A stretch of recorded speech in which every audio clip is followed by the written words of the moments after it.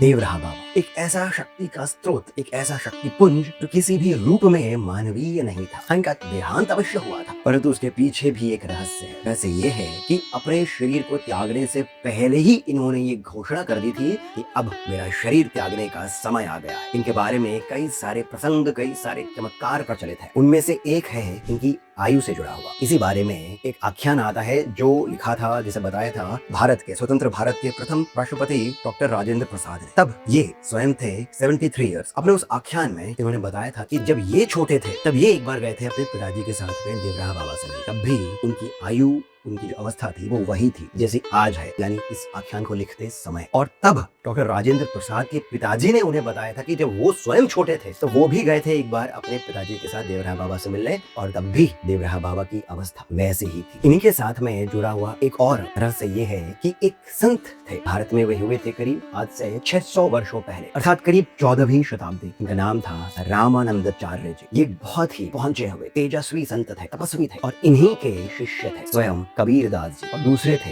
रैदास। और ऐसा भी माना जाता है, ऐसे भी मान्यता है कि स्वयं रामानंदाचार्य जी भी जुड़े रहे थे नाथ संप्रदाय के साथ। और आज हिंदू धर्म में, सनातन में जो सबसे बड़ा संप्रदाय है वो है रामानंदी, जो इन्हीं की उस लीनेज के साथ में जुड़ा हुआ है। और उसी लीनेज, उसी परंपरा से जुड़े थे हमारे देवराहा बाबा।